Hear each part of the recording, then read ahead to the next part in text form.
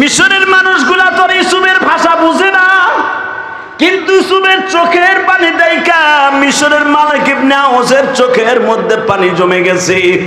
তোমার চেহারার মধ্যে এত মধু, এত জাদু, আমাদের কাফেলার মানুষগুলা পানির পিপাসায় কাতরাইতেছিলাম। তোমারে কুয়ার থেকে ওঠার পরের থেকে আমাদের ক্ষুধাও নাই, পানির পিপাসাও নাই। নবীদের চেহারার মধ্যে আমার আল্লাহ এমন বরকত দান করেছেন, আমার নবীর যদি কেউ দেখতো গো বাবা, তার ক্ষুধাও থাকতো না, পানির পিপাসাও থাকতো না। আমি আপনাদের সামনে একটা হাদিস উপস্থাপন করতে চাই। আমার নবী তাবুকে যাইবার 1 বছর আগে 7 দিন মদিনায় বাবা বৃষ্টি নামতেছে, বৃষ্টি পড়তেছে, মদিনায় কোথাও কোনো কাজকর্মের খবর নেই গো বাবা। মদিনার ফলগুলা পাকতাছে।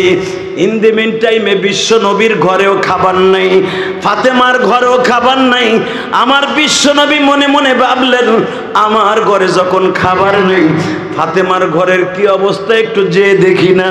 উলামায়ে কেরাম জানেন, আমার বিশ্ব নবীর মেয়ে, কলিজার টুকরা মেয়ে ফাতেমার বাড়িটা ছিল বাবা মসজিদে আলী যেটাকে বলা হয়, মসজিদে ফাতেমা যেটাকে বলা হয়, এইটাই হলো মা ফাতেমার বাড়ি। মসজিদ নববীর থেকে বাবে বদর থেকে বাম দিকে নজর করলেই দেখা যায় ফাতেমার বাড়িটা। যদিও ফাতেমার বাড়ির মসজিদে কাউকে নামাজ পড়তে দেয় না। এইখানে দেখবেন তুর্কিরা আর মিশরীরা দাঁড়ায় দাঁড়ায় কান্দে, কারণ এই ঘরটার মধ্যে ফাতেমার এত চোখের পানি লেগেছিল বাবা। বিশ্বনবী বলেন, আবার ফাতেমার চোখের পানি যদি ওজনে মাপ দেয়া যাইতো। এ কলিজার টুকরা আমার মা বোনেরা, কি আমার আওয়াজ শুনছেন জানি না গো মা। বিশ্বনবী ছোট বাচ্চার মতো আবু হেঁটে ফাতেমার ঘরের ভিতরে ঢুকলেন। ঢুকিয়া জিজ্ঞেস করলেন, মা রে, আমি এই টাইমে কেন আসছি বলো তো? ফাতেমা বলে, বাবা তুমি তো কোনোদিন খালি হাতে আসো না, আজকে কেন আসলি একবারও কি বলবে না? আমার নবী বলে, ফাতেমা রে, আমি তোর বাসার খবর নিতে আসছিলাম গো। তোর ঘরের মধ্যে খাবারের বন্দোবস্ত আছে কিনা? ফাতেমার চোখের পানি ছেড়ে দিয়া, উল্টি দিয়া চোখের পানি মুছে আর বলে, বাবা ও তুমি কেমনে ভাবলা তোমার ঘরে পাক হইলে কিছু না কিছু ফাতেমার ঘরে আসে? তোমার ঘরের থেকে 2-3 দিন যখন কোনো খাবার আসে না, ফাতেমার আর বুঝতে বাকি নাই আমার বাবার ঘরে খাবার নাই।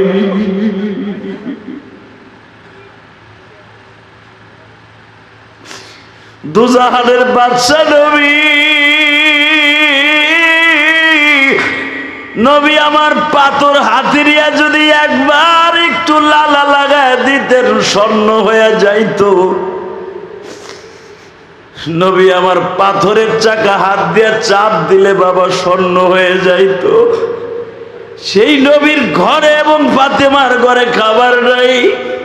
বিশ্ব নবী ডাক দিয়ে বললেন, ফাতেমা রে, আমার 2টা নানু ভাই কই? এই হাদিসটা আমি কেন বলছি এখন বুঝবেন উলামায়ে কেরাম।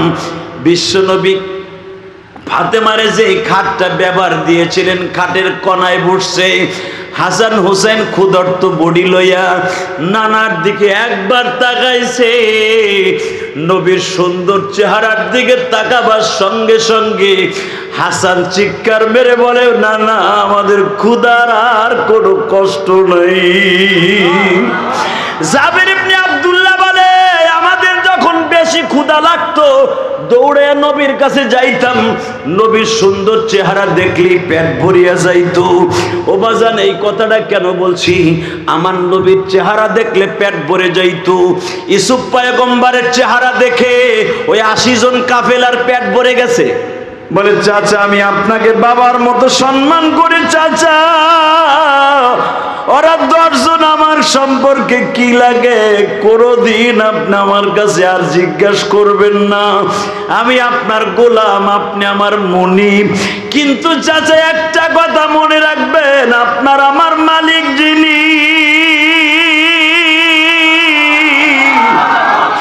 সব খেলা ফাইনাল করে দিবি।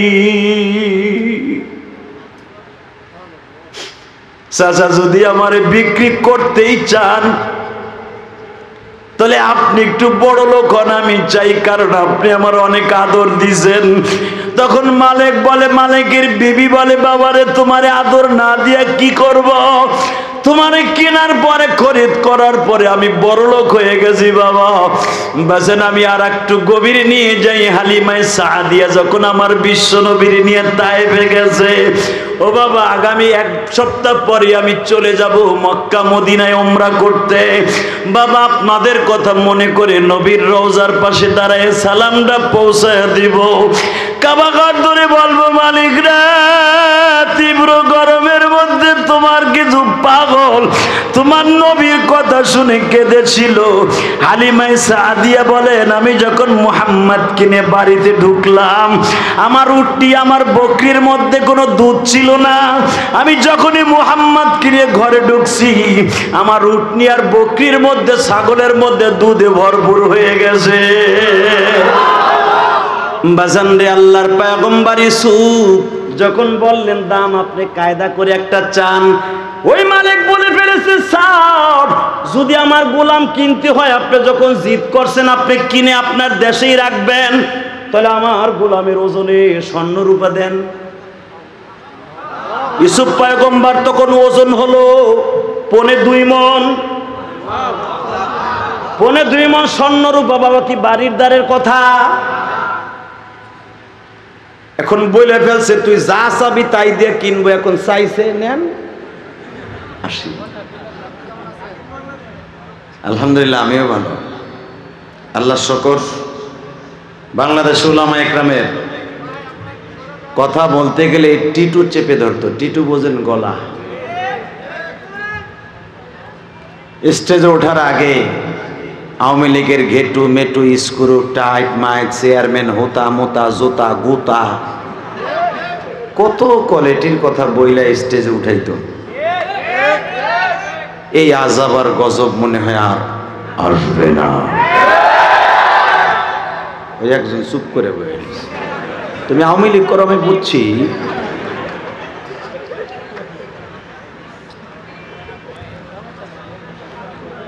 তবে মনে রাখতে হবে বাংলাদেশের কিছু অপদার্থ, বাংলাদেশের কিছু কুলাঙ্গার সন্তান, যারা কোঠা নাম দিয়া মুক্তিযোদ্ধার, ভুয়া মুক্তিযোদ্ধার সার্টিফিকেট নিয়ে, চাকরি নিয়ে আলেম ওলামার পরে স্টিম রোলার চালিয়েছে, ধরা খেয়ে গেছে ডিবি হারুন। ও কোঠা নিয়ে সত্যিকারে মুক্তিযোদ্ধার সন্তানও নয়। ওর বাবা মুক্তিযোদ্ধার সময় রাস্তায়ও নামে নাই। আল্লাহ, শুধু একটা কথাই বলবো, এই জমিনের মালিককে ওই আল্লাহ আছে না? আছে। বিশ্বাস হয়? হয়। 30 সালে আল্লাহ আছে? ময়মনসিংহে আছে তো? সারা বাংলায় আছে? সারা পৃথিবীতে আছে? উনি যে আছে এটার ভিতরে কোনো সন্দেহ নেই। যারা মনে করতো আমরা যাব না, সব শেষ হবে, তারাই মিথ্যা। ক্ষমতা একজনের যাবে না, উনি কে? তাবারাকাল্লাযী বিয়াদিহিল মুলক ওয়া হুয়া আলা কুল্লি শাইইন কাদির আল্লাযী খালাকাল মাউত ওয়াল হায়া লিয়াবলুয়াকুম আইয়ুকুম আহসানু আমালা ওয়া হুয়াল আজিজুল গফুর। तमाम পৃথিবী যার হাতের মুঠোর মধ্যে, যিনি হায়াতের মালিক, রিজেকের মালিক, মৃত্যুর মালিক, ওই রব্বে কারীম বলেছেন, বান্দা কয়েকদিন আমি তোমাদের ছাড় দেই কিন্তু ছেড়ে দিই না। এই ছাড় দেওয়ার মধ্যে কয়েকদিন যদি তুমি মনে করো সারা পৃথিবীটা তুমি আমার হাতের মুঠোর মতো, তুমি যদি মনে করো সারা পৃথিবী তোমার হাতের মুঠোর মধ্যে, বাংলাদেশ তোমার হাতের মুঠোর মধ্যে, তোমার মতো বেয়াকুফ আমি আল্লাহর জমিনে আর নাই। কথা ঠিক না বেঠিক? জোরে বলেন। তাহলে এখন মুক্ত কণ্ঠে উলামা একরাম মুক্ত বাতাসে কথা বলতে পারবে। তারপরও বাংলাদেশে কিছু শিয়াল শকুন আছে, এখনো পর্যন্ত কিছু কুত্তা বাহিনী বাংলার জমিনে আছে, ঠিক না বেঠিক? গা ঢাকা দিয়ে আছে, ইনশাল্লাহ এদেরকেও সাইজ করা হবে। হ্যাঁ, রাজি আছেন না নাই? কে কে রাজি আছেন দেখে হাত উঠায় দেখান তো।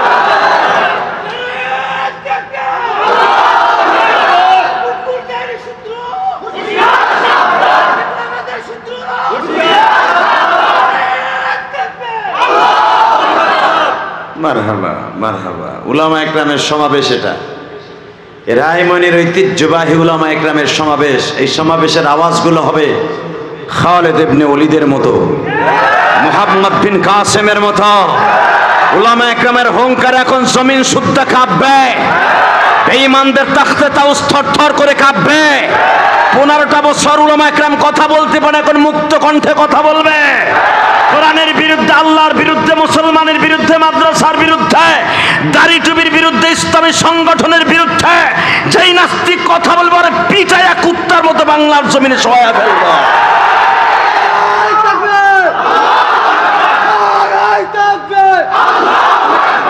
ইসলামের শত্রুরা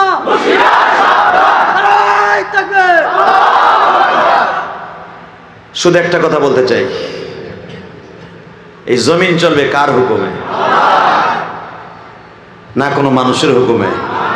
আল্লাহ এমনই একজন, উনি কারো কথা শোনেন না। হ্যাঁ, তবে একজনের নিঃশ্বাস উনি শোনেন, মাজলুম মুসলমানের নিঃশ্বাস। হযরত উলামা ইকরামের চোখের পানি কোনোদিন ব্যথা যেতে পারে না। কুল জা আল হক ওয়া যাহাকাল বাতিল ইন্নাল বাতিলা কানা যাহুকা। মিথ্যা দুর্বৃত হয়েছে, সত্য প্রকাশ হয়েছে, আর পৃথিবীতে অন্ধকার থাকতে পারে না। কথা ঠিক না? ঠিক। আমরা কোরআনের আলোতে জীবনকে আলোকময় করব, রাজি আছি না নাই? আসলে বলেন রাজি আছি না নাই? এই পৃথিবীতে, সারা পৃথিবীতে একজন মাত্র ম্যান আসছিলেন যার চরিত্রের মতো সুন্দর চরিত্র পৃথিবীর কারোই নাই। শোনেন কোরআনে কি বলে, তার সম্পর্কে আল্লাহ কি বলেন? وَإِنَّكَ لَعَلَى خُلُقٍ عَظِيمٍ।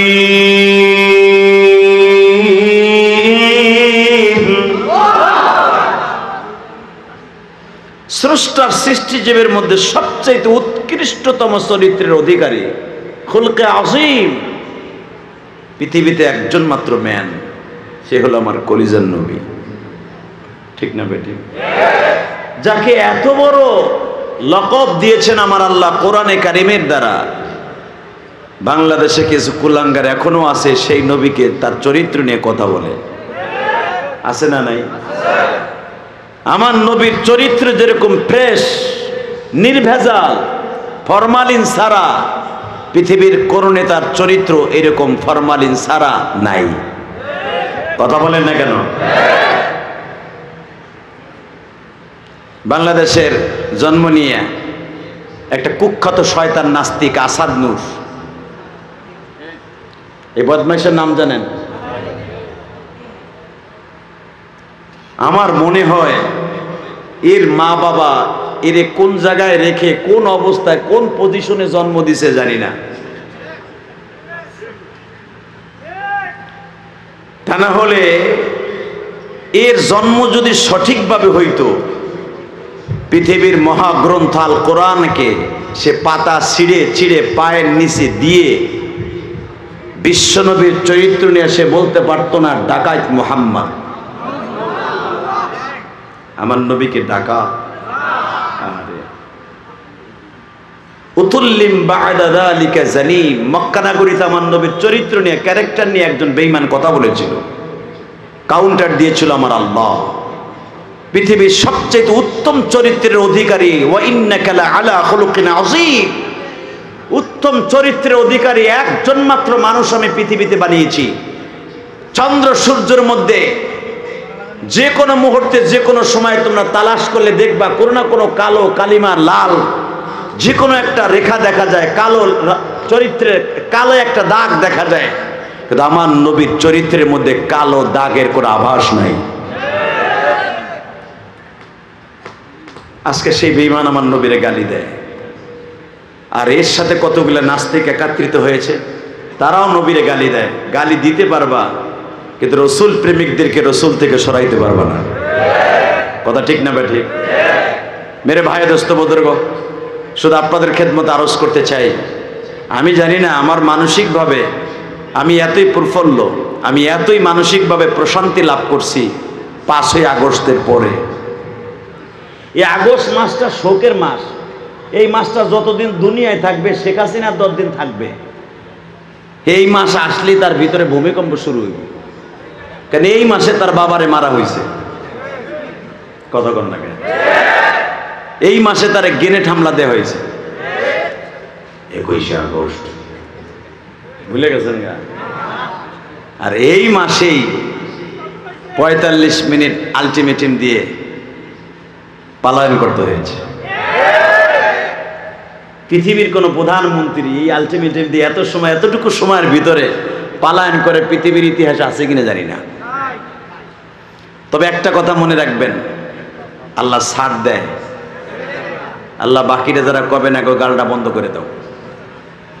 আল্লাহ ছাড় দেয়, জোরে ছাড় দেয়। কথাটা সত্য না মিথ্যা? জোরে কোন, আরো জোরে। এখন সময় এসেছে দাড়ি টুপিওয়ালারা ইনশাআল্লাহ মুক্ত কণ্ঠে কথা বলবে, তাদেরকে কথা বলার সুযোগ করে দিবেন। আমাদেরকে আপনারা তো খালি মনে করেন এগুলো মিলাদ পড়বে, মসজিদ ইমামতি করবে, 7,000 টাকা বেতন পাবে, বৌসাল মেনে আরামে বাতাস খাবে। আমাকে তো আর পার্লামেন্টে নিবেন না। এক পাগলারে নিছিল, জান্নাতের মেহমান আল্লামা দেলোয়ার হোসেন সাঈদীরে নিছিল তার টেবিলে থাবুরের গুতায়। বাকি যে এমপি মন্ত্রীগুলো ছিল সে তার বক্তব্য দেওয়ার আগে থরথর করে কাঁপতো। এরপরে আর নেয় না, আর যারেই নাই ওরে মুরগা বানাই দেয়। কথা কন না কেন? দোয়া করেন উলামা একরাম জানি এক হইয়া অন্তত 100 সিট লইয়া পার্লামেন্টে যেতে পারে ইনশাল্লাহ। বলেন 100 সিট যদি উলামা একরামের থাকে, যে ঘরানায় হোক, হক্কানি যদি থাকে, হক উলামা একরাম থাকে, আমার বিশ্বাস পার্লামেন্ট নর্তকী নায়িকা গায়িকা মুমতাজের মতো নর্তকীর স্থান হতে পারবে না। তারা হালি এরা হোক পরে সময় আছে, আন্তাজে খালি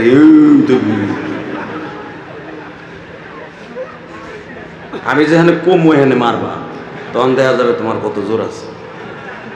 হ্যাঁ, মুমতাজ ক্লাস 2 পাস। মুমতাজ রে সবাই মন্ত্রী বলতে পারছে, স্যার বলতে পারছে, সারিনী বলতে পারছে। আর যারা বাংলাদেশের বৈষম্য আন্দোলন করতে যাইয়া নেতৃত্ব দিয়েছে, আসিফ আর একজনের নাম কি নাহিদ, 25 বছর 24 বছরের 2টা টকবুকের যুবক, তারে স্যার বলতে কিছু কিছু লোকের হ্যাঁ বিসি ভিতরে যায়। 2 পাস মহিলারে স্যার বলতে পারছে, হারা দেখলে করছো। আর তারা গ্রাজুয়েট কমপ্লিট করা 2টা ছেলে, বয়স কম হোক কিন্তু তাদের মেধা আল্লাহ এত দিয়েছে। আরে ভাই, তারা তো রাজনীতির রও বুঝে না। তারপর ওই চেয়ারে বসে আলহামদুলিল্লাহ 2টা যুবক, 25 বছর আর 26 বছরের 2টা যুবক যেই সমস্ত মোরগ গুলারে নেতৃত্ব দিচ্ছে, আমি বিশ্বাস করেন আমার কলিজাটা ভরে তাদের জন্য দোয়া করি।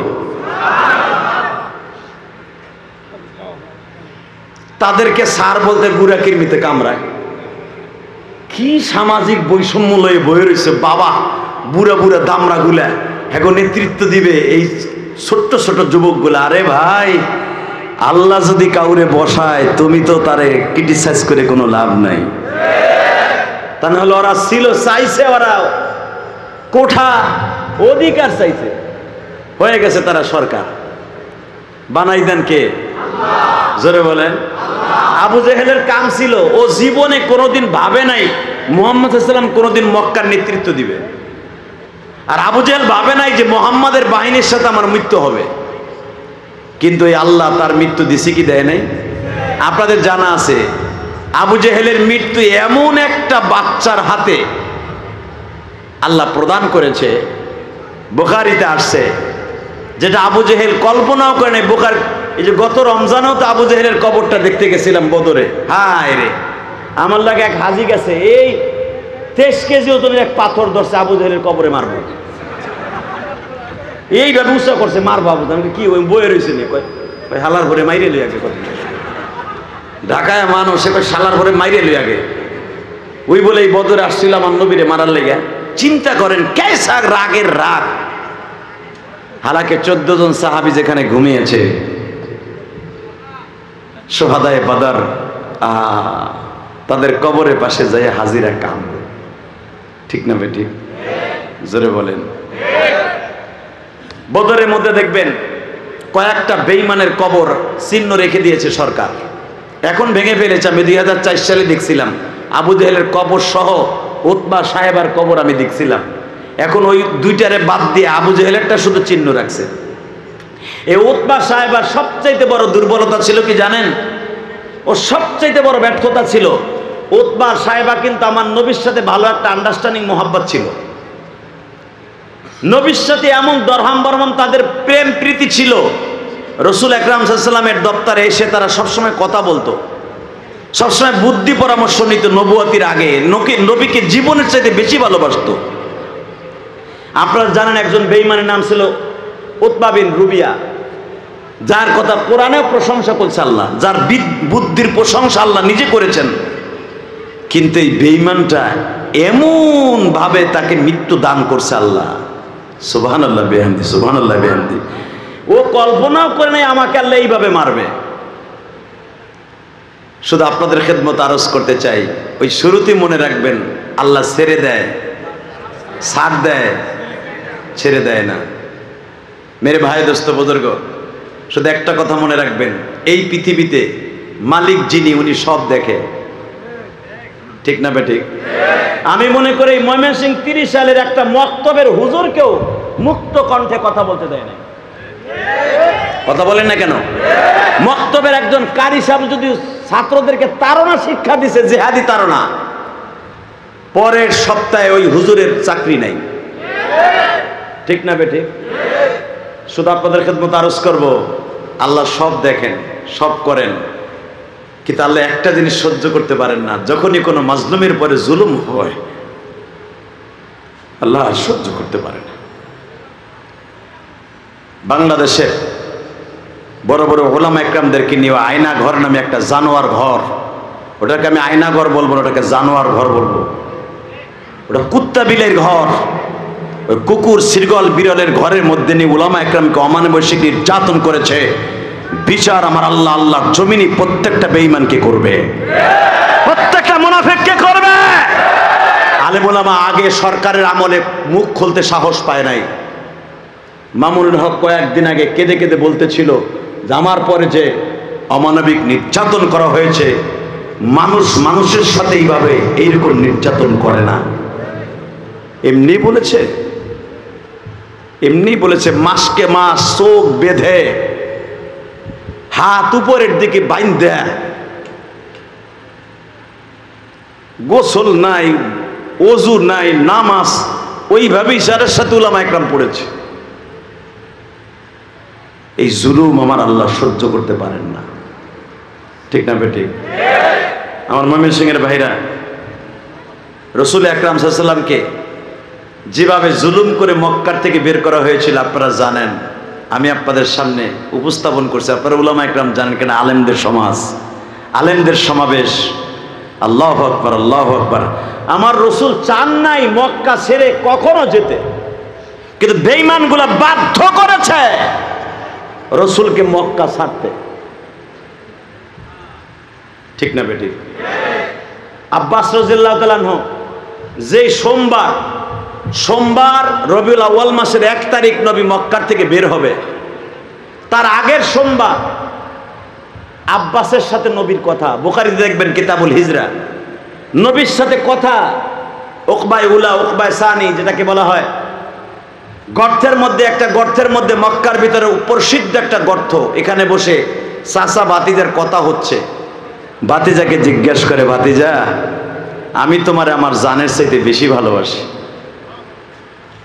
কিন্তু ভাতিজা তুমি যে চলে যাবা, মদিনাওয়ালারা তোমারে নিয়ে যাবে, তোমার সাথে ভালো ব্যবহার করবে কিনা জানি না, তবে তোমার একটা কথা বলি বাবা, তোমার মতো চরিত্রবান মানুষ এই পৃথিবীতে আল্লাহ একজনও বানায় নাই। আমার বাবা আব্দুল মুত্তালিব যখন ইন্তেকাল করে তখন আমার 9 ভাইয়ের ডাইকে আমার আব্বা বলেছিল, আমার বড়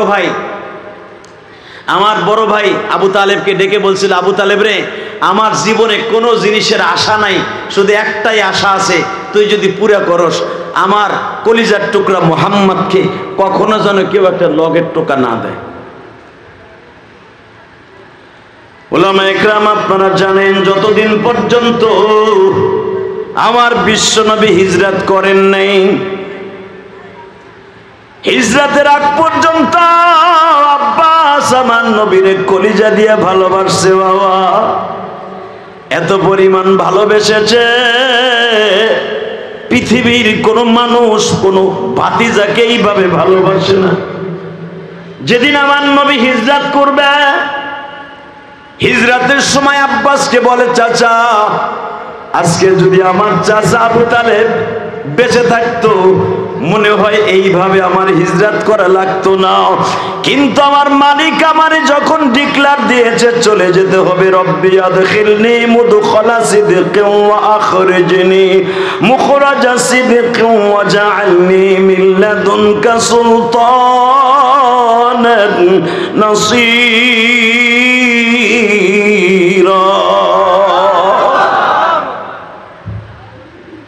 চলে যেতে হবে, রব আমারে নিরাপত্তা দিবে। তবে একটা কথা বলে যায় চাচা, আমি মক্কা ছাড়ার পরেই মক্কার মানুষগুলো অন্ধকার দেখবে, চোখে অন্ধকার দেখবে। সাইদি সাহেবকে যেদিন শহীদ করা হলো, বিশ্বাস করেন উলামা ইকরাম কথা বলতে পারে নাই। আমার মনে হয় বাংলার জমিন নাচছে, মুখ ফুটে কথা বলতে পারে নাই। শুধু একটা কথাই বলবো, রব্বে কারিম সব কিছু দেখেন, কিন্তু উনি যখন দেখতে দেখতে আর সহ্য করতে পারেন না, তখন আমার আল্লাহ একটা জাতা দিয়ে ও বুঝায় দেয় যে আমি আল্লাহ এখনো আছি, তোদের মতো আমি মরি নাই। বাংলাদেশের প্রত্যেকটা ডিক্টাচার, স্বৈরাচার, জালেমকে বুঝায় দিবেন আমার আল্লাহ আছে, থাকবে। ইসলামের পরে যতবার আঘাত আসবে, সারা দুনিয়ার বেঈমানরা মেনে নিলেও তাওহীদি জনতা, মুসলমান উলামা ইকরাম মেনে নিবে না। রাজি আছেন না নাই? কে কে রাজি আছেন দেখি এবার আল্লাহকে হাত উঁচা করে দেখায় দেন। কি তাকবীর এবার দেওয়া যায় না?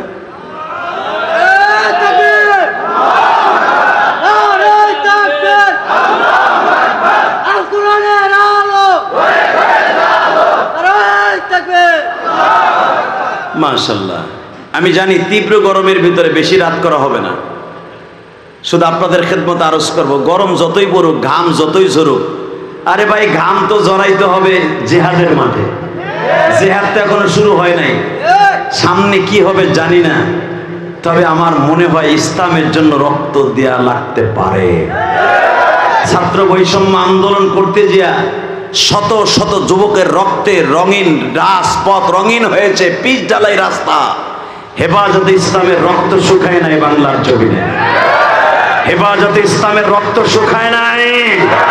প্রত্যেকটা জবাব দিতে হবে, প্রত্যেকটা জবাব বাংলার জমিনে দিতে হবে। এই ছাত্র সমাজের রক্তের জবাব প্রত্যেকটা স্বরাষ্ট্রমন্ত্রী, পররাষ্ট্রমন্ত্রী, আইনমন্ত্রী আনিসুল হকের এবার প্রত্যেকটা হিসাব দিতে হবে। এই আনিসুল হক বলেছিল এই মাহুন্দাটায়, এই হিজড়াটায় কইছিল রাত 12টার পরে শাপলা চত্বর হয়ে গেল স্যান্ডেলের চত্বর। মনে রাখবা, স্যান্ডেলের চত্বর, ওই স্যান্ডেল গুলা গাঞ্জা করার হিরোইন করেন না, ওই স্যান্ডেল গুলা ছিল কোরআনের পাখিদের, ওই স্যান্ডেল গুলা ছিল তাওহীদ গুজার, তাহাজ্জুদ গুজার উলামা ইকরামের। তোমরা ভেবো না, আপনারা সবাই জানেন উলামা ইকরাম ইউসুফ আলাইহিস সালাতু ওয়াস সালামকে তার ভাইরা কুয়ার মধ্যে ফেলে দিয়ে উল্লাস করতেছিল। সূরা ইউসুফের মধ্যে দেখবেন তার ভাইরা কুয়ায় ইউসুফ আলাইহিস সালামের হাত পাও বেঁধে ছেড়ে দিয়া উল্লাস করতেছিল। কি উল্লাস করতেছিল? এক ভাই আর এক ভাইরে বলতেছিল, রবিন ইয়াহুদারে বলতেছে, বড় ভাই মাইজাডারে কইতেছে, জুদ, শামায়ুন, ইদ্রিসা, নাফতালি, এগুলো ইউসুফ আলাইহিস সালামের ভাইগো নাম। তো নাফতালি বলতেছে, এত লাফায়ও না, এত লাফায়ও না, তারে কুয়ার মধ্যে ফেলে দিয়েছ, মনে করছি ইউসুফ মরে গেছে, ভেজাল শেষ হয়ে গেছে, আব্বার ভালোবাসা আমরা পাবো। ইউহয়ী ওয়া ইউমীতুহু আলা কুল্লি শাইইন কাদির। আমার মন কয় আমরা যারে মারার লাগে কুয়ায় ফেলছি তারে বাঁচাবার ক্ষমতা আল্লাহর আছে। এই আল্লাহর আছে না? শাপলা চত্বর তোমরা স্যান্ডেলের চত্বর বানাইছিলা, এখন বুঝা লবা শাপলা চত্বরে প্রত্যেকটা রক্তর ফোঁটার মূল্য তোমাদের দিতে হবে, দিতে হবে, দিতে হবে, ইনশাল্লাহ দিতে হবে। অপেক্ষায় থাকেন, দিতে হবে। ইউসুফ আলাইহিস সালামের এক ভাই যেটা নাফতালি ছিল, 3-4 নাম্বারটা, ও বলতেছে, শোনো, আমার মন বলে আব্বা যে বলছে ইউসুফ একদিন প্রেসিডেন্ট হবে মিশরের, আব্বা যে বলছিল ইউসুফ একদিন প্রেসিডেন্ট হবে, নবী হবে, আমার বিশ্বাস ইউসুফ নবী হওয়ার আগে মরবো না। কারণ নবীদের কথা মিথ্যা না, ঠিক না বেটে? কি নবীদের কথা মিথ্যা? হ্যাঁ, আমাগো মন্ত্রীকে কথা তো সত্য। কি বন্ধুর বন্ধু, দুই বন্ধু একসাথে নৌকায় যাইলে গো, নৌকায় ওরসে যাইবো গা টলারে, দাড়ি মারি ছাইছে একবারে নগেন বাবু হয়ে গেছে। মনে করছে দাড়ি ছাড়লি, দাড়ি ছাঁচলি মনে হয় আল্লাহ ছাড় দিছে, মনে হয় ছাইরাও দিছে। আনিসুল হকরে ধরার পরে কয় আমারে দোসর কাউডেরও ধর। আমার মনে হয় এই বন্ধু যদি আমারে কোনোদিন দেখে আমি বিপদে পড়ছি, হেও যদি পড়ে আমার জীবন চলে গেল, তার নাম কমু না। এই যে আলেমদেরকে রিমান্ডে নিছে, আপনারা জানেন প্রত্যেকটা আলেমরে বলছে, বলেন কার কার নাম বলবেন। আলেম বলছে অপরাধী আমি, আমার কোন আলেম ভাই আমার স্থানে আসতে মেরে চাই না। এটা হলো আলেমের দরদ। আর তোমার বন্ধু এতদিন মন্ত্রীত্ব এমপিগিরি করলা, ভাই আমার একার দরস কয় যে দাড়ি চাচাডারে ধর, ওইটা ওই ওই ওই পোস্ট গার্ড যে হারে কয় কি তোমার নাম এইটা, কয় কয় উল্টায় পাল্টায় দেখ,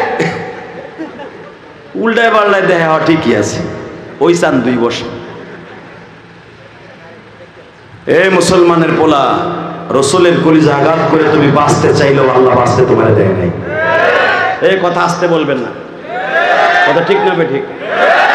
ও আবার ফতোয়া কি দিছে জানেন? দাড়ি রাখা সুন্নাত, জান বাঁচানো ফরজ।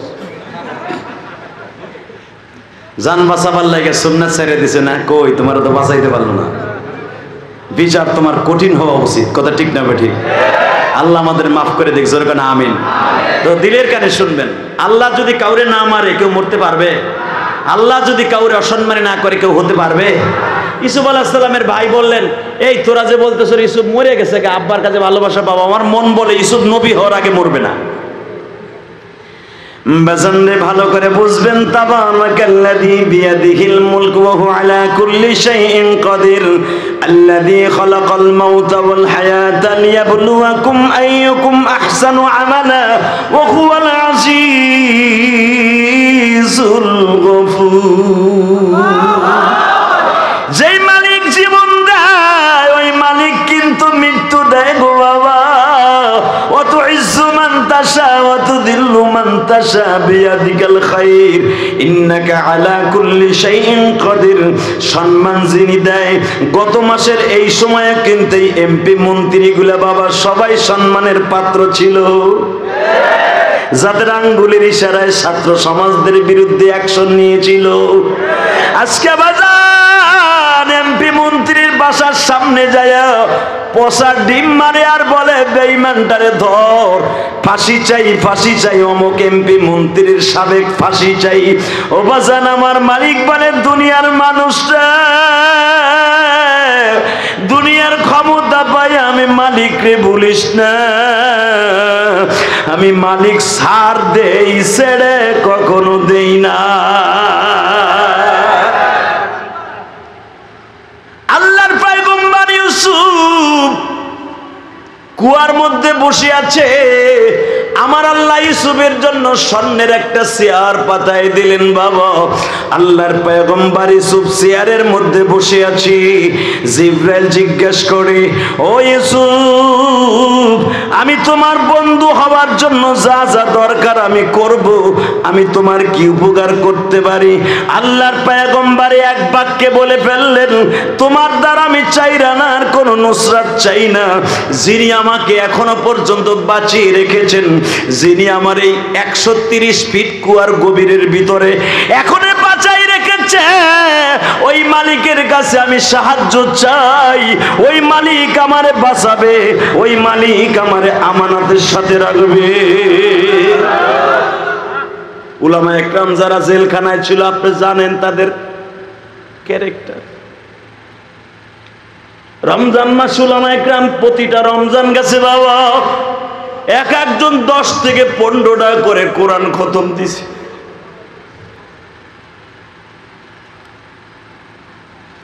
শুধু আপনাদের খেদমত আরজ করতে চাই, উলামা একরামের সংগঠন এই রায়মনির আলেমদেরকে আপনারা দেখতেছেন, আলেমরা মনে হয় কিছু বুঝে না। আলেমদেরকে আল্লাহ এত মেধা দিছে, এই মেধাগুলি যদি বাবা সরকার কাজে লাগাইতো, বাংলাদেশে একটা হিরোইন বদমাইশও থাকতো না। সরকারকে চ্যালেঞ্জ করে বললাম, কওমি মাদ্রাসা, আলিয়া মাদ্রাসার ছেলেদেরকে ধরে ধরে নিয়ে পুলিশের চাকরি দিয়ে দেখেন। একটা গাঞ্জাখোরও জমিনে রেল স্টেশনে বইয়ে গাঞ্জা খাইতে পারবো না। একটা দুর্নীতিবাজও দুর্নীতি করতে পারবে না। একটা মানুষও কখনো অন্যায় করতে পারবে না ইনশাআল্লাহ। যার বুকের মধ্যে কোরআনের আলো আছে, ও কোনোদিন অন্ধকার যুগে যেতে পারে না। বিশ্বাস না হয়, বর্তমান সরকার যিনি আছে, আপনি মাদ্রাসার ছেলেদেরকে নিয়ে পুলিশের চাকরি দেন, তাদেরকে এসআই বানায় দেন, এই যে আলেম ওলামাদেরকে ধরে নিয়ে আপনি একটা ওসি বানায় দেন, দেখেন এরা দেশ চালাইতে পারে কিনা। দিবেন না তো, এদের দিলেই তো আবার খবর আছে, কি লেগে জানেন, কবে এই দেশ আবার তালেবান হয়ে গেছে। কতক্ষণ দেখে, কিন্তু মনে রাখবেন, আফগানিস্তান পৃথিবীতে একটা মাত্র দেশ কোরআনের আইন হিসাবে চালাইতেছে। ওই দেশের যখন জালিম শাসক বিদায় নেয়, এখন যে তালেবান সরকার, জালিম শাসক যখন বিদায় নেয়, তখন তার সেনা প্রতিপুতি যা ছিল সবগুলা ভাগাই লয়ে গেছে। এই সরকার মাদ্রাসার ছেলেগুলাদেরকে দিয়ে এখন ডিউটি করাইতেছে রাস্তায়। তালেবান সরকার এমনি করে তালবে আলিমরা চালাইতেছে আফগানিস্তান। যায় দেখেন, স্বর্ণের মতো দেশ, সেই ওমরের মতো জিন্দিগি চলতেছে। আলহামদুলিল্লাহ বলেন। এইরকম ভাবে বাংলাদেশে যদি এই কওমি মাদ্রাসা হোক, আলিয়া মাদ্রাসার ছেলেদেরকে নিয়ে নিয়ে যদি সত্যিকারের সরকারি প্রত্যেকটা ডিপার্টমেন্টে বসিয়ে দিত, আমার মন কেন যেন বলে এই দেশটা একটা শান্তির বাতাসে পরিণত হয়ে যেত। মানুষ নিঃশ্বাস, স্বস্তির নিঃশ্বাস ছেড়ে আরামে দরজা খুলে ঘুমাইতে পারত। কি এটা চান না? চান? সত্যি কথা চান? গোড়ার ডিম চান আপনার? এই যে রাজমনির যে কয়েকজন উলামা একরামের সংগঠন, এরা যদি কয় আমাকে 1000 করে চান্দা দেন, এটা বড় করবো, তাই দেন না। আর আপনারা দিবেন না আলেম ওলামার সমর্থন, তবে আল্লাহ যা চান তাই করতে পারেন। ঠিক না ভাই? ঠিক। দোয়া করেন ইসলামী দলগুলো সংসদে যাক ইনশাল্লাহ বলেন। এতদিন তো সব বুবুরে দেখলেন, একজনের স্বামীর শাসন দেখলেন, স্বামীর কথা কয়াকে অনেকদিন চলছে, আর একজন বাপরে ধুয়ে ধুয়ে খাইছে। এখন ওটা আলেম ওলামারে নিয়ে দেখেন না, আমরা তো খালি ধুয়ে ধুয়ে একজনই খাই, ছিল আমার বিশ্বনবী। কথা কর না কে? আমরা মোল্লারাতে একজনই ধুয়ে ধুয়ে খাই। আমরা মসজিদে যেও নবীর কথা বলি, আল্লাহ রসুলের কথা বলি, ওই বাজারে যেও আল্লাহ রসুলের কথা বলি, ইমামতি করতে যেও আল্লাহ রসুলের কথা বলি। আরে ভাই, সব সমাজে যে আল্লাহ রসুলের কথা বলি, তা যারা সব সময় যেই জিনিস নিয়ে খেলা করে, সংসদে যাইয়া ওরা ওই কথাই কবে। কি চান না এরা? যা সবাই চান ইনশাল্লাহ বলেন তো? আল্লাহু আকবার বলেন তো? লিল্লাহি তাকবীর, লিল্লাহি তাকবীর। আল কোরআনের আলো এ সংসদে জ্বালো মিয়া, ঘরে ঘরে ঘোড়ার ডিম বহুত জ্বালাইছে। আল কোরআনের আলো সংসদে জ্বলো, আমার নেতা তোমার নেতা লিল্লাহে তাকবীর মাশাআল্লাহ। এই তো সুন্দর, আপনাদের মন মানসিকতা ভালো আছে, যে কোনো মুহূর্তে একটা উত্থান ঘটে যেতে পারে ইনশাআল্লাহ। আল্লাহ কবুল করেন, জোরে আমিন। শুধু আমার দিকে তাকান, আল্লাহ যদি কাউরে বাঁচায় তারে কেউ মারতে পারে? হ্যাঁ, মুসা পয়গম্বরে মারার লেগে ফেরাউনের যত প্রসেসিং ছিল সব করছে, এমনকি মুসার মার পেট চেক কিন্তু একবার করে নাই। আমরা তো আলট্রাসোনোগ্রাম করে দেখি যে পেটে বাচ্চা কি ছেলে না মেয়ে, শীত হয়ে আছে না কাইত হয়ে আছে, বাঁচা আছে না মরা গেছে, সবকিছু আলট্রাসোনোগ্রামের মধ্যে দেখা যায়। আর ফেরাউই না এমন মহিলা ফিট করছিল, তারা হাত দিয়ে বলে দিতে পারতো বাচ্চা আছে না নাই। এমন মহিলা মুসা আলাইহিস সালামের মারে একবার দিবা না বহুতবার চেক করছে, দেখছে পেটে বাচ্চা নাই। সুবহানাল্লাহ। বুর কাছে যাই কই মেরে ভাই দোস্ত বুজুর্গ, মহিলারা চেক করছে কতবার, পেটে বাচ্চা নাই। এদিক দিয়ে সরকারে কিছু দালাল আছে, প্রত্যেকটা সরকারে কিছু দালালের আলেম থাকে, আছে না নাই? দেখেন নাই কয়েকদিন আগে শেখ হাসিনা এই মুসলমানের বলা শুধু একটা কথার উত্তর দিবেন, ভাই কারো দালালি করার দরকার নাই, একজনের দালালি করেন, সে আমার আল্লাহ। ঠিক না বেঠিক? নেতা আমাদের একজনই থাকবে, আমার বিশ্বনবী, সে নেতা। যেই নেতার চরিত্রে ভেজাল নেই। আর প্রত্যেকটা নেতার, এই বিএনপির কথা কবেন, হ্যাঁ চরিত্র আল্লাহর ওলি, ফুল পরে। আমি ইলিয়াস রহমান জিহাদির চরিত্র ভালো, এই হুজুরের চরিত্র ভালো। পৃথিবীতে একজন মাত্র নবী, একজন মানুষের চরিত্র ভালো। চেয়ারও দিছ একটা, সে মদিনার উট,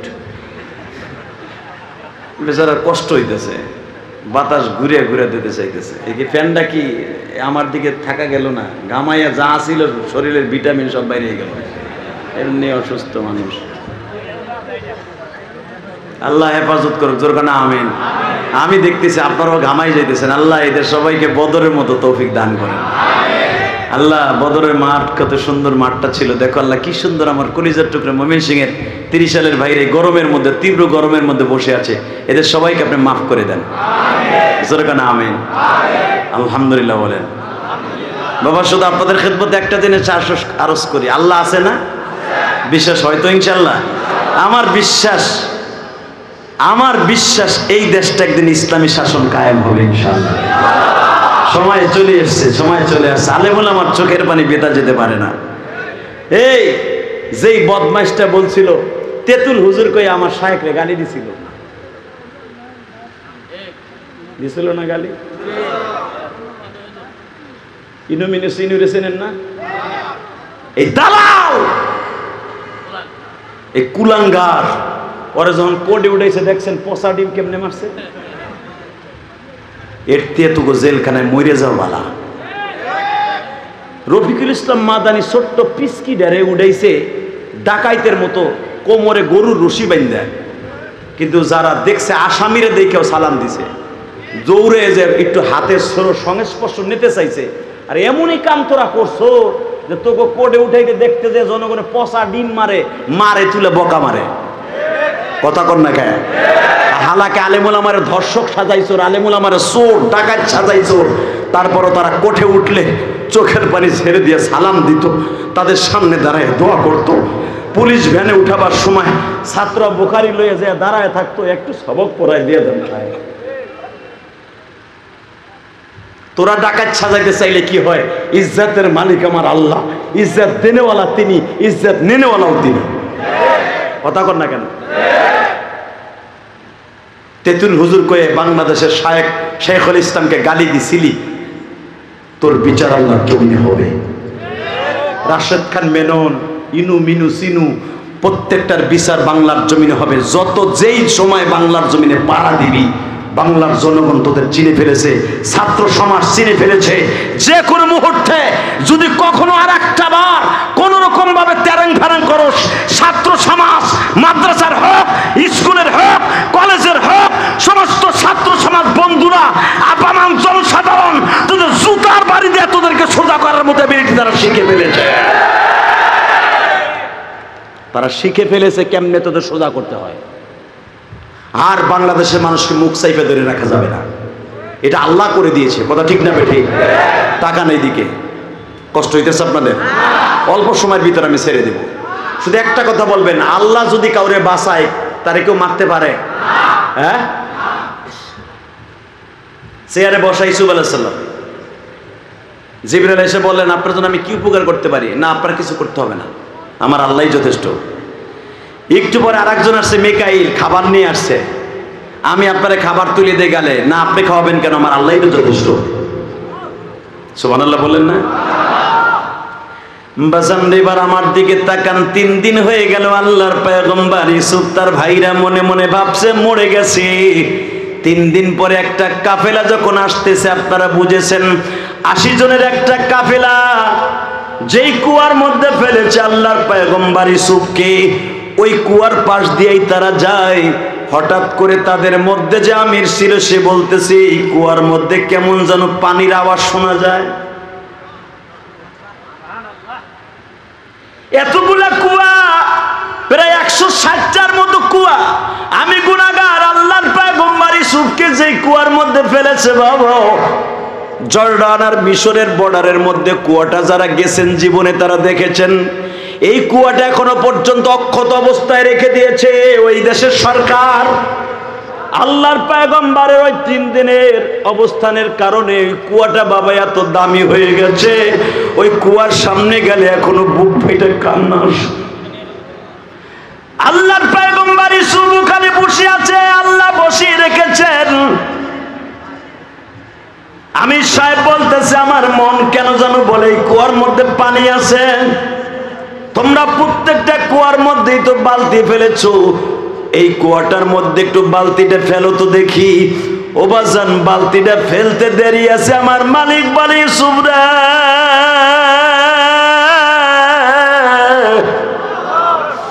তোর জন্য আমি রব্বে কারিম লিফটের ব্যবস্থা করেছি রে ইউসুফ।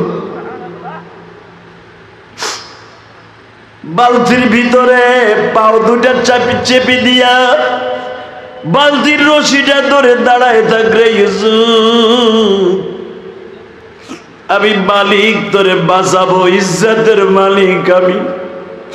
তোর ভাইরা চেয়েছে তোরে মেরে ফেলবে, তোর ইজ্জতটা কেড়ে নিবে রে ইউসুফ। আমি মালিক চাইছি তোর ইজ্জত পৃথিবীর কেউ নিতে পারবে না, তোর ইজ্জত আমি আল্লাহ বাড়িয়ে দিব। বাজানরে দিলটা এখন নরম করে দিবেন। আমি জানি না কার জানো জনম দুঃখিনী মা নাই গো বাবা। আল্লাহর পয়গম্বর ইউসুফ বালতির মধ্যে দাঁড়িয়ে রইলেন। 7 থেকে 8 জন বালতির রশি ধরে টানতেছে। টেনে যখন উপরে তুলেছে দেখে এইটা পানি না, জান্নাতের একটা টুকরা। ইউসুফের রূপে পুরা গর্তটা আলোকময় হয়ে গেছে। তারা রশিটা ছেড়ে দিতে চাইছে, মনে হয় এটা পরি হবে অথবা জেন হবে। আল্লাহর পয়গম্বর নিষেধ করে আর বলে তোমরা ছেড়ে দিও না, আমি আসলে মানুষ গোলাম। ইয়া বুসরা হাওজা গোলাম। উঠাইতে চাইলাম পানি, পায়ে গেলাম বালক, কোরআনের আয়াত। ইউসুফ বলে ঠিকই আমি বালক, আমি জেন ভূত না, আমার উঠাও, তোমাকে উপকার হইব। টাইলে উঠাইতে দেরি আছে। ইউসুফের 10 ভাই কিন্তু এখানে বসেছিল, তাদের বিশ্বাস ছিল ইউসুফ মরে নাই, কারণ আব্বাই কইছে নবী হইব। আমরা ফেললে কি হয়, মারার মালিককে, জীবন দেওয়ার মালিককে। আমি দেখবো এখন কার চোখে নবীর জন্য 2 ফোঁটা পানি আছে। ইউসুফ আলাইহিস সালামকে উঠাবার পরপরই ইউসুফ নিজে বললেন আমার আপনারা বস্তার মধ্যে ভরে ফেলেন। কেন? অসুবিধা আছে। বস্তার মধ্যে ভরে ফেললো। ইউসুফের ভাইরা চলে আসলো, এসে কি বলে জানেন, আমাদের এই গোলাম আমাদের বাসার থেকে চুরি করে এনে পলাইছে। ইউসুফ আলাইহিস সালাম তখন চোখের পানি ছেড়ে দিয়ে বলতেছিল ভাইরে আমারে তোমরা, কারণ ইউসুফ আলাইহিস সালামের ভাষা আর ওই মিশরের লোকদের ভাষা কিন্তু এক না। দেখবেন মিশরের ভাষা আর বাংলাদেশের ভাষা এক। হ্যাঁ, ক্যানানের ভাষা আর মিশরের ভাষা এক ছিল না। তাদের ভাষা ছিল সুরিয়ানি আর এদের ভাষা ছিল ইব্রানি। ইব্রানি ভাষা দিয়ে বলতেছে, তার ভাইদেরকে বলতেছে ভাইরে তোমরা আমারে মেরেছো, রক্তাক্ত করেছো, আসার মেরেছো, আমারে যত প্রকার টর্চারিং করেছো, কিন্তু ভাই চোরের তোহমাতটা আমার লাগায়ও না। তুমিও পয়গম্বরের ছেলে, আমিও পয়গম্বরের ছেলে। উলামায়ে কেরামকে ধর্ষণ সাজিয়েছো, ধর্ষক সাজিয়েছো, চোর সাজাইছো, ডাকাত সাজাইছো। আলেমের ইজ্জত ঠিকই আছে, কথা বলেন না কেন? যে আলেমগুলা জেলখানাতে বের হয়েছে হুজুর, তাদের সম্মান কমছে না বাড়ছে? আমি কথাগুলো কেন বলছি এখন দিলের কানে শুনবেন। ইউসুফ আলাইহিস সালামের ভাইদেরকে ইউসুফ বলতেছে, তোমরা আমার মারছো, টর্চারিং করছো, রিমান্ড দিছো, মাইরের যত কোয়ালিটি সব দিছো, কিন্তু ভাই তোরা আমারে চোর বলিস না। ইউসুফের বড় ভাই রবিন কি বলছিল জানেন? এক কথা বলবি জায়গায় আবার মাইরে ফেলবে। আল্লাহর পয়গম্বর 13 বছরের ইউসুফ কথা না বলে বাবার চুপচাপ করে বসে আছে। মিশরের মানুষগুলা তো ইউসুফের ভাষা বুঝে না, কিন্তু ইউসুফের চোখের পানি দেখা মিশরের মালিক ইবনে আওসের চোখের মধ্যে পানি জমে গেছে। তোমার চেহারার মধ্যে এত মধু, এত জাদু, আমাদের কাফেলার মানুষগুলা পানির পিপাসায় কাতরাইতেছিলাম। তোমারে কুয়ার থেকে ওঠার পরের থেকে আমাদের ক্ষুধাও নাই, পানির পিপাসাও নাই। ও বাজার, নবীদের চেহারার মধ্যে আমার আল্লাহ এমন বরকত দান করেছেন, আমার নবীর যদি কেউ দেখতো গো বাবা, তার ক্ষুধাও থাকতো না, পানির পিপাসাও থাকতো না। আমি আপনাদের সামনে একটা হাদিস উপস্থাপন করতে চাই। আমার নবী তাবুকে যাইবার 1 বছর আগে 7 দিন মদিনায় বাবা বৃষ্টি নামতেছে, বৃষ্টি পড়তেছে। মদিনায় কোথাও কোনো কাজকর্মের খবর নেই গো বাবা। মদিনার ফলগুলা পাকতাছে। ইন দি মিন টাইমে বিশ্ব নবীর ঘরেও খাবার নাই, ফাতেমার ঘরেও খাবার নাই। আমার বিশ্ব নবী মনে মনে ভাবলেন, আমার ঘরে যখন খাবার নেই, ফাতেমার ঘরের কি অবস্থা একটু যে দেখি না। উলামায়ে কেরাম জানেন, আমার বিশ্ব নবীর মেয়ে, কলিজার টুকরা মেয়ে ফাতেমার বাড়িটা ছিল বাবা মসজিদে আলী যেটাকে বলা হয়, মসজিদে ফাতেমা যেটাকে বলা হয়, এইটাই হলো মা ফাতেমার বাড়ি। মসজিদ নববীর থেকে বাবে বদর থেকে বাম দিকে নজর করলেই দেখা যায় ফাতেমার বাড়িটা। যদিও ফাতেমার বাড়ির মসজিদে কাউকে নামাজ পড়তে দেয় না। এইখানে দেখবেন তুর্কিরা আর মিশরীরা দাঁড়ায় দাঁড়ায় কান্দে, কারণ এই ঘরটার মধ্যে ফাতেমার এত চোখের পানি লেগেছিল বাবা। বিশ্বনবী বলেন, আমার ফাতেমার চোখের পানি যদি ওজনে মাপ দেয়া যাইতো। এ কলিজার টুকরা আমার মা বোনেরা, কি আমার আওয়াজ শুনছেন জানি না গো মা। বিশ্বনবী ছোট বাচ্চার মতো আপু হেঁটে ফাতেমার ঘরের ভিতরে ঢুকলেন। ঢুকিয়া জিজ্ঞেস করলেন, মা রে, আমি এই টাইমে কেন আসছি বলো তো? ফাতেমা বলে, বাবা তুমি তো কোনোদিন খালি হাতে আসো না, আজকে কেন আসলি একবারও কি বলবে না? আমার নবী বলে, ফাতেমা রে, আমি তোর বাসার খবর নিতে আসছিলাম গো। তোর ঘরের মধ্যে খাবারের বন্দোবস্ত আছে কিনা? ফাতেমার চোখের পানি ছেড়ে দিয়া, উল্টি দিয়া চোখের পানি মুছে আর বলে, বাবা ও তুমি কেমনে ভাবলা তোমার ঘরে পাক হইলে কিছু না কিছু ফাতেমার ঘরে আসে? তোমার ঘরের থেকে 2-3 দিন যখন কোনো খাবার আসে না, ফাতেমার আর বুঝতে বাকি নাই আমার বাবার ঘরে খাবার নাই।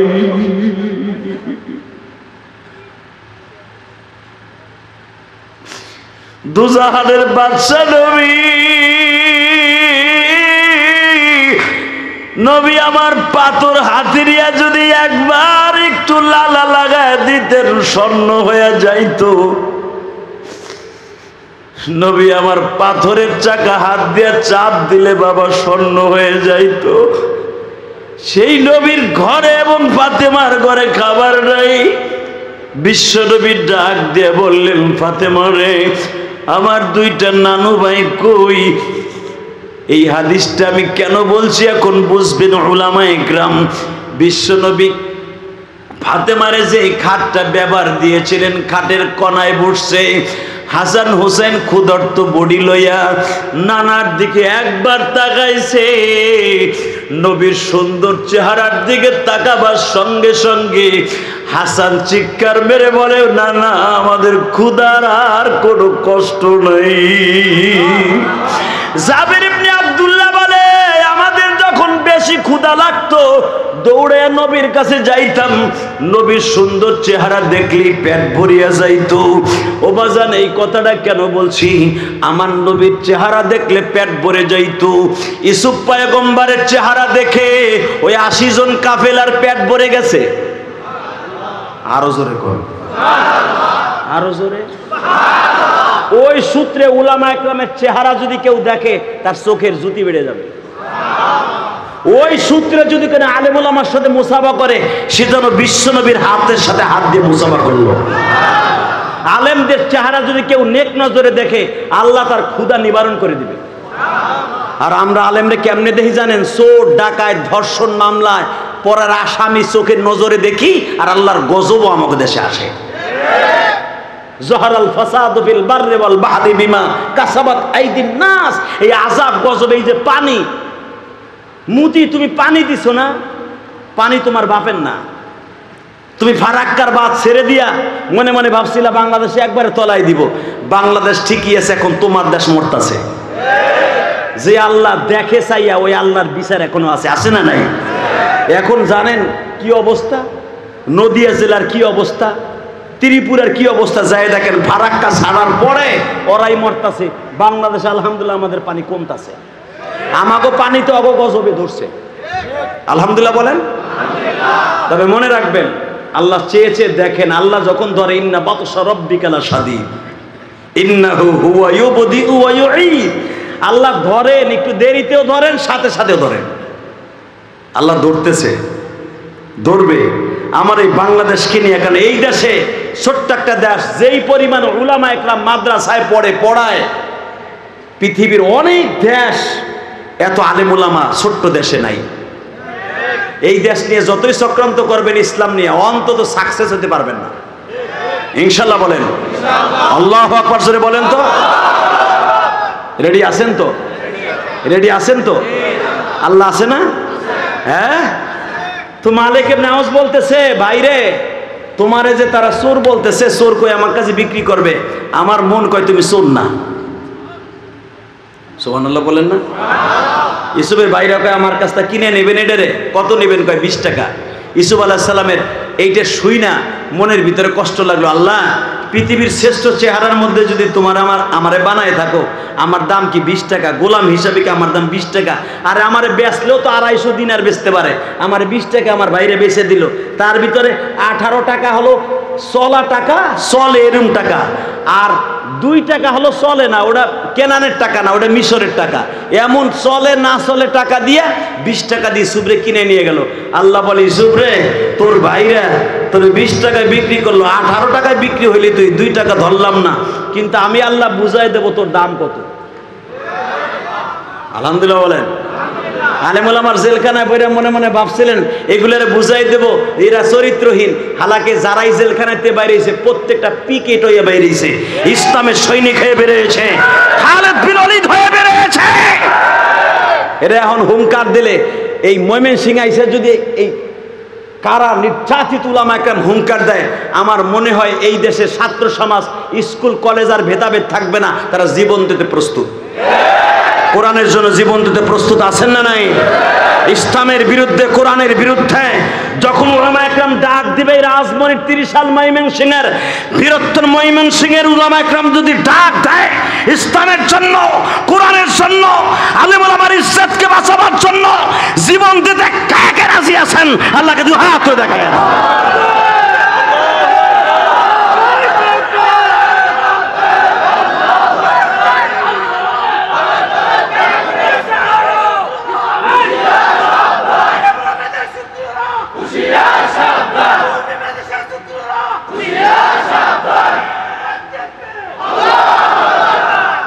মাশাআল্লাহ মাশাআল্লাহ। তাহলে বোঝা গেল ময়মনসিংহে, এটা ময়মনসিংহ, এটা ময়মনশাহী। এটা মোমেনের বাদশাহী। মারহাবা বলেন, আল্লাহু আকবার বলেন। এই জায়গার আওয়াজগুলোও তো এরকম হতে হবে। আজকে 30 আগস্ট সাক্ষী থাকবে। এই তীব্র গরমের মধ্যে আমার মনে হয় এই বছরের ভিতরে এত গরম পড়ে নাই। আমি যেটা বুঝতেছি এত গরম। উলামা একরাম এই যে কত বড় বড় মুহাদ্দিসরা বসে বসে ঘামাইতেছে, আপনারাও ঘামাইতেছেন। আমার মন কেন যেন বলে রোজে মাহশারে আমাদের ইসরাফিলের হুর পরে রোজে মাহশারে ইয়াউমা নাহশুরুল মুত্তাকিনা ইলা রহমানি ওয়াফদা, ওখানে আমাদের ঘামাইতে হবে না, ওখানে আমাদের বুরাকের ব্যবস্থা হবে ইনশাআল্লাহ বলেন। আর আমার কলিজার টুকরা জান্নাতে কোরআনে পাখিগুলো আলেমুল আমারা কি সুন্দর তাকিয়েছে আমার দিকে। আমি তো ভাবছিলাম এই গরমের ভিতর সাটাট ঠাটাট করে চলে যাবেন। শুধু একটা কথা বলতে চাই, ইজ্জতের মালিককে আল্লাহ। হ্যাঁ, এই কোরআনের আইন যদি উলামা একরাম জানে, এদেরকে সংসদে নেওয়া হয়, একটা চোর ডাকাত বাটপারও কোনোদিন উলামা একরামের সামনে নাক সিটকাইতে পারবে না। এরা ইসুফ আলাইহিস সালামের জীবনী জানে, মুসা নবীর জীবনী জানে, আমার নবীর জীবনী জানে। আর যেগুলো জানার পরও মানে না, ওইগুলাই বাঁচার লেগে, জীবন বাঁচাবার লেগে নবীর কলিজা আঘাত করে দাঁড়িয়ে চাইছে। কষ্ট হইতেছে? আর মাত্র 5 থেকে 7 মিনিট কথা বলুন। আরে দাম বাড়ায় কে? ইসুফ আলাইহিস সালাম একটু কষ্ট পাইছেন। উলামা একরামের দিগান তাফসীরে মাজারির মধ্যে আসছে, আল্লাহ আমার দাম 20 টাকা, বেচলো গোলাম হিসাবে বুঝলাম, এই 20 টাকা আমার বিক্রি করলা। আল্লাহ বলে, ইসুফ রে, তুই যখন নিজের এতটুকু মনে করলি, যা তোর দাম কত আমি বুঝাই দেব। আলে ওলামারা চোর টাকা সাজা দিয়েছিলে, যা বের করার পরে তোকে দাম কত বুঝাই দেব। এ ওয়াজ কিন্তু বুঝছেন, খালি ওয়াজ নিয়ে যায়েন না, খালি শুই না পকেটে করে নিয়েন না। এখন কথা বলার সময় আসছে, এতদিন বলতে পারি নাই। এগুলা বলতে গেলে আপনাকে আওয়ামী লীগের এক গেটু মেটু থাকতো পাশে, ওদিন যায়েন না।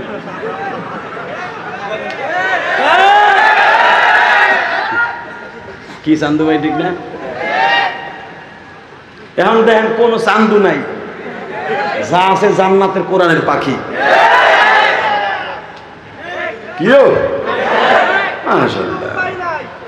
আর আসলে ওইগুলোর সান নাই। আমরা কায়দা জেনে ফেলেছি, কোন আদারে কোন মাছ ধরে, কোন আদার দিলে কি করা যায়, এখন বাংলাদেশের মানুষ বুঝে ফেলেছে। রেডি? ইনশাআল্লাহ বলেন। ইজ্জত কে দেয়? কে নেয়? কোর্টে উঠাবার সময় আলেম ওলামারে সালাম কে দেয়? আর পচা মুরগির ডিম কে মারায়? এই তো সবই বুঝছেন আপনারা। ইউসুফ পয়গম্বর 20 টাকা পেয়েছে, কেবল মালিক ইবনে আওস তার হলে মিশরে গেছে। হ্যাঁ, একজন পাট কাটতাছে, হে ইউসুফ রে দেখা পাট কাটা দিয়ে খারাই দিছে। এটা কি মানুষ না জিন না ফেরেশতা? ইন হাদা মালাকুম কারীম, কোরআন আছে না নাই? এ বানাই বলছি আমি, সবাই একই কথা, ইন হাদা মালাকুন কারীম, এটা মানুষ না, এটা ফেরেশতা। সূরা ইউসুফের মধ্যে আছে ইন হাদা, এইটা অবশ্যই মানুষ না, মালাকুন কারীম। এ মালিক, এটা কি কিনা লিয়েছে? এটা ফেরেশতা। সবাই কিষান বাদ দিয়ে, ভ্যান চালানো বাদ দিয়ে, আবার ভাইবেন নয় যে মানে ভ্যান আসিল, খালি তো বাস দিতে পারো তোমরা, বুঝানোর লেগে কইছি আমি এক্সাম্পল। অটো রিক্সা থুইয়া ওর চার্জে মার্জও দেয় না, কাশি কোদাল হাতে নেয় না, সব যে ইসবের দিক দিয়ে চাইতে 1 ঘন্টা চাইয়ে থেকে আইসে পুরো ব্যাটারি চার্জ হয়ে যায়, ওই দিন আর খাওয়ান লাগে না। বুঝছি আপনাকে কষ্ট হয়ে গেছে। আবার আমরা ঠান্ডা পড়লে আমরা গরমের ভিতরে একটা আওয়াজ হবে তো। ইজ্জত কে দেয়? ওয়াজটা মনে রাখবেন তো। ইজ্জত কে দেয়? ইজ্জত কে নেয়? মনে থাকবে? হ্যাঁ, হে যারা 20 টাকায় যাচ্ছে, হেই বেড়ারে 1 ঘন্টা দেখার পরে আর ক্ষুধা লাগে না। আমি আর ওয়াজ করি, নবীর কথা কই ক্ষুধা লাগে না, সুবহানাল্লাহ আসতে কবা লুল্লা হইয়া মরবা। এটা কি আমি শেখ হাসিনা আর ওই যে হাসানুল হকিনুর কথা কইছি না মুমতাজের কথা কইছি, খালেদার কথা কইছি, আমাকে হুজুরকে কথা কইছি? এমন একজন নবী, যেই নবীর চেহারা দেখলে ক্ষুধা লাগতো না। সারা পৃথিবীর রূপকে আল্লাহ চেহারাকে এক জায়গায় করে 12 রূপ দিয়ে ইউসুফ নবীরে বানাইছে। যেই নবীটা অন্ধকারে বসে থাকলে কোনো বাতির প্রয়োজন হতো না। মা জুলাইখা বলেন, আমার জীবনে ইউসুফের ঘরে বাতি দেওয়ার লাগে নাই। এটা আমার বাপের বানানো কথা না মিয়া। তো আল্লাহর পয়গম্বর ইউসুফ সব দেশের মানুষগুলা, সব গ্রামগঞ্জের সব মানুষগুলা কাজকর্ম ফেলাই দেয়, মালিক রে কয় এ কাম বন্ধ, তোর গোলাম বাইর কর। কয় কে? কয় 1 ঘন্টা দিকে যাই গে, কাজ আর লাগবে না। হে যাই হার বউরে কয় এদিকে আয়, কি আর কাজ লাগবে না? কয় কে? ভিটামিন লই আইছে একটা, আর দেখলেই ক্ষুধা লাগে না। এখন পুরুষের চাইতে মহিলারা যে ভিড় লাগাইতে হয় বেশি। আপনারা জানেন উলামা একরাম ইউসুফকে ওই জামানার মানুষ যত লম্বা ছিল তার থেকে অনেক বড় টং বানায়, টং চিনেন তো? হ্যাঁ, উষা টং বানাই ইউসুফরে প্রতিদিন সকালে ওখানে বহা করে রাখতো। ইউসুফের ভাইরা চোর কইয়া বিক্রি করছে, তাও 18 টাকায়। আর সেই ইউসুফরে দেখে মানুষের ক্ষুধা নিবারণ হয়।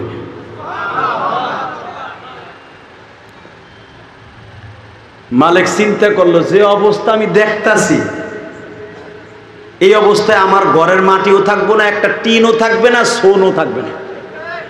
ইউসুফ আমি তোর কাছে মা পোসাই, দোয়া ওসাই, বাবা তোর আমি বেঁচেলাম। ইউসুফ কয় চাচা আমার আপনি অনেক কষ্ট করে কিনে আনছেন আমি জানি, একটা কাজ করেন, যারা আমার এই যে দেখকে মাগনা দেখকে পেট ভরে জায়গা অগো কয়ে দেন, আমার দেখতে হইলে পয়সা দিতে হবে।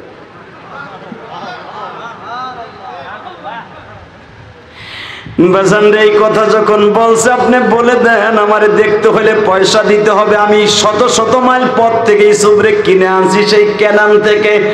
কেনানের বর্ডার দক্ষিণ কোরিয়া, যেই কেনানকে এখন দক্ষিণ কোরিয়া বলা হয় বাবা, এই দক্ষিণ কোরিয়া থেকে মিশর পর্যন্ত আমি কিনে নিয়ে আসছি। আমি টাকা খরচ করে নিয়ে আসছি, মাগনা না। আমার গোলামকে দেখে পেট ভরে পানির পিপাসা নিবারণ হয়। আমার গোলামকে দেখতে হলে 1 টাকা করে দিতে হবে। বাজান সবাই একবার কি বললো, 1 টাকা চাও আর 5 টাকা চাও, গোলাম রে না দেখাইলে তোরে মার্ডার করে ফেলবা।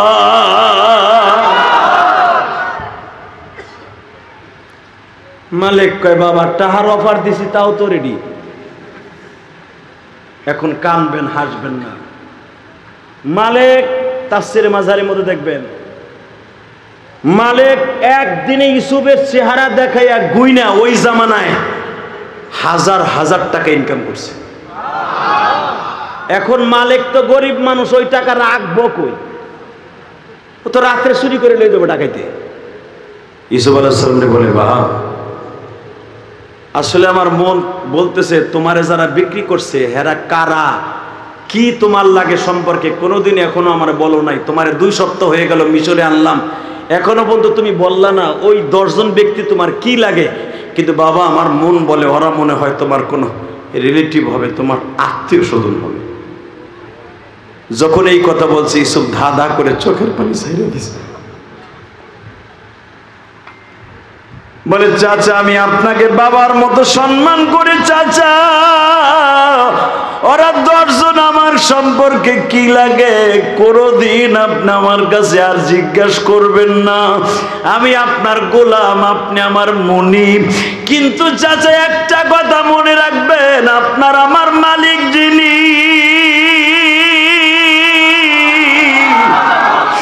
সব খেলা ফাইনাল করে দিবি। চাচা যদি আমারে বিক্রি করতেই চান তাহলে আপনি একটু বড় লোক হন, আমি চাই, কারণ আপনি আমার অনেক আদর দিছেন।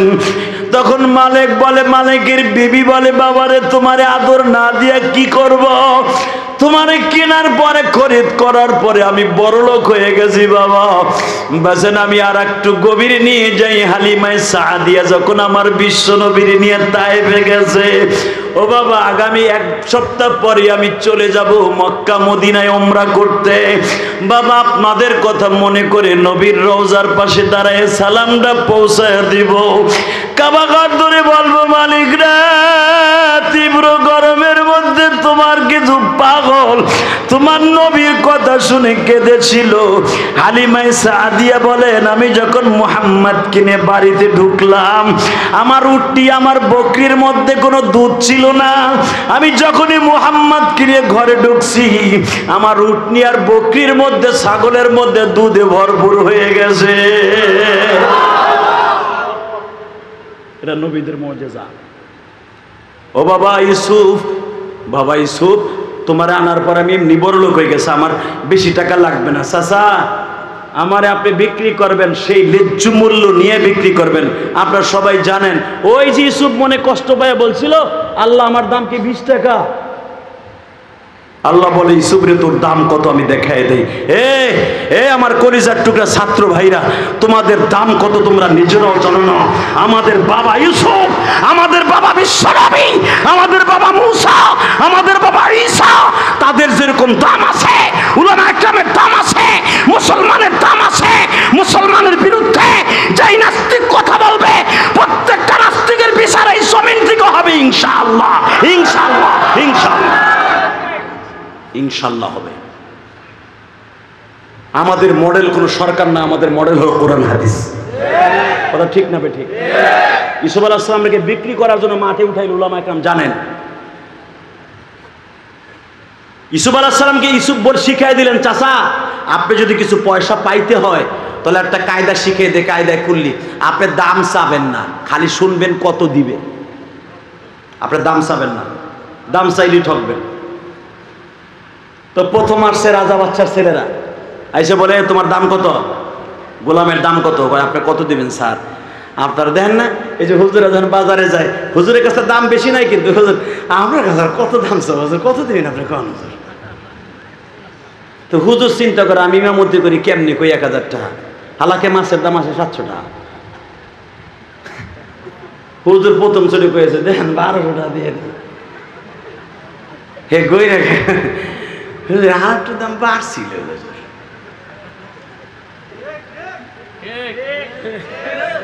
ঠিক না বেটি?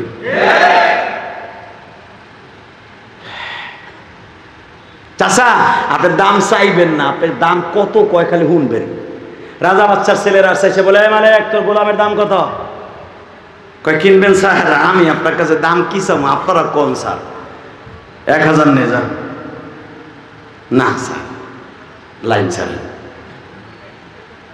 এরপরে আসছে প্রেসিডেন্টের আত্মীয় স্বজন, কত চাস, তোর গোলাম পছন্দ হয়েছে, কত দিবেন স্যার? আল্লাহ একবারে। না স্যার, লাইন ছাড়েন। আসলে আপনার কষ্ট হয়ে গেছে। কি সুন্দর একটা বেচা কেনা হিগাই দিয়ে যাইতেছে আপনাকে, তাও নবীরে বিক্রি করতেছে। এরপরে আইছে মন্ত্রীরা, ডাইরেক্ট মন্ত্রী, একবারে রানিং মন্ত্রী। আয় মালিক, তুই বলে কেমন গোলাম উঠাইছ, বোর গুতায় ঘরে থাকতে পারতাছি না, ওই গোলামটা কিনে দেও না। হ্যাঁ দেখলেই ক্ষুধা লাগে না। বোর গুতায় বেড়া আইসি গাড়ি লইয়া, কত চাষ কর? স্যার অনেক অনেক দাম কইছে, আপনার কাছে দাম চান, আপনার এই দেশের প্রশাসনের লোক, কত দিবেন স্যার? কত দাম হয়েছে স্যার? 5000 পর্যন্ত হয়েছে স্যার। যা 6000। না স্যার, লাইন ছাড়েন। 8000, লাইন ছাড়েন। 10000, লাইন ছাড়েন। একটু পরে এই খবর চলে গেল আজিজে মেসেরের কাছে, স্যার আমরা পারলাম না, কারণ আমাদের এবিলিটি নাই তাকে কেনার। স্যার আপনার কাছে একটা কথা বলি, দরকার হয় আমরা সংসদের 1 মাসের বেতন আমরা নিব না, ইউসুফরে বরকত আমাকে কিনে দেন। ওরে স্পিকারের পাশে বসা করে রাখবো, ওরে শুধু আমরা 300 ক্যাবিনেট মন্ত্রীর এক নজর দেখে বক্তব্য দেব। দাম কে দেয়? এই উলামা ইকরাম আপনাকে পক্ষে ওয়াজ করতেছে, কিন্তু কথা কইেন, দাম কে দেয়? আল্লাহ। কিন্তু হালাকি ইউসুফের বাইরা চোর কইয়া বিক্রি করছে। কয় টাকা?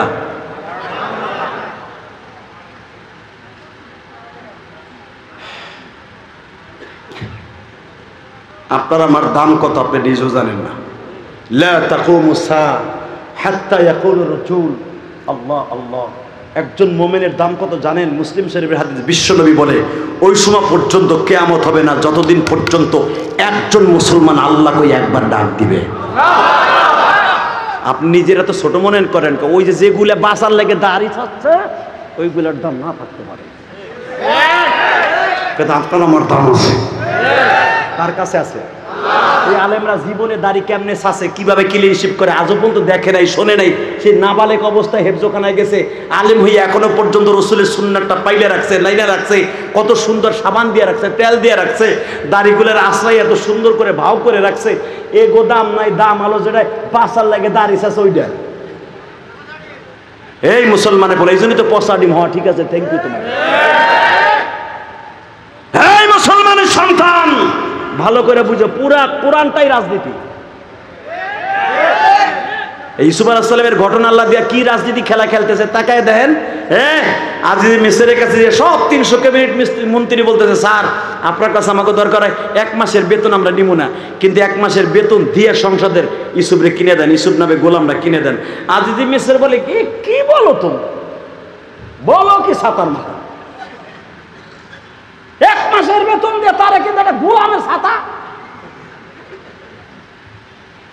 স্যার মোল্লা কয়ে গালি দিন না স্যার, দেখতেছেন 5 কোটি টুপি পরে, জামা আলো 150 টাকা গজ, স্যার তার ভিতরে যে কোরআনের আলো আছে, একটা টান দিলে মালিক তার টানে শুই না সারা পৃথিবীর ভিতরে চ্যাম্পিয়ন বানায় দেয় কোরআনের আলোতে। যেই সৌদি আরবে যেখানে কোরআন নাযিল হইতে স্যার, ওই দেশে সেরা জামা পড়নেওয়ালার পোলা কোরআনের পাখি হইয়া উড়িয়া বিমানে উড়িয়ে যাইয়া সারা পৃথিবীর মধ্যে 360টা দেশের মধ্যে 160টা দেশের মধ্যে 1 নম্বর প্রাইজ নিয়ে আসে স্যার, যদিও তার বাবা অটো রিক্সা চালায়। এইটার দাম নাই, দাম হলো সাকিব আল হাসান, বাল হাসানের।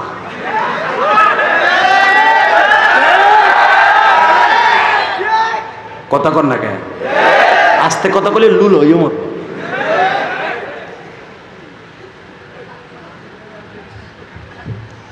চাচাই খুশি হইতেছে, বুঝছি চাচাই মনে হয় একটু বিরোধী বা। এই মুসলমানের পোলা, বাংলাদেশের নাজমুস সাকিব আল হাসান বাংলাদেশের ফার্স্ট প্রাইজ নিয়ে আসছে। এই যে অপদার্থ কিছু আনসার বাংলাদেশ থেকে বিলুপ্ত ঘোষণা করা হোক। আনসার আমাকে দরকার নাই, ওই আনসারের জায়গায় চরমোনার কিছু মুজাহিদ লাগাই দাও, জামাত ইসলামের কিছু পোলাপান ভলান্টিয়ার লাগাই দাও, কওমি মাদ্রাসার ছেলেদেরকে সিফটি হিসেবে ভাগ করে দাও। আনসারের মুষ্টি লাগবে না, আমরা পিটাইয়া সোজা করে ফেলাইতে পারবো। তোর আনসারের 10টা হাত দিলে লাইন ছেড়ে দেয়। আর কওমি মাদ্রাসার ছেলেদেরকে চা খাওয়াইয়া 5000 টাকা দিয়ে তোকে লাইন সরাইতে পারবি না। কারণ এগুলা আল্লামা শামসুল হক ফরিদপুর রুহানি সন্তান, গওহরপুরীর রুহানি সন্তান, শায়েখে বালিয়ার সন্তান, মাহমুদুল হাসান সাহেবের সন্তানেরই। এগুলারে ঘুষ দিয়ে কেনা যায় না। কথা কর না কেন, কষ্ট পাইতেছেন? আর 5 মিনিট ভাই, মুক্ত বাতার জন পাইছি, একটু কইয়েই যাই ছাতা। আওয়ামী লীগ সরকার আবার আসার আগে কবরে যাবো, এটা আমার বিশ্বাস আছে।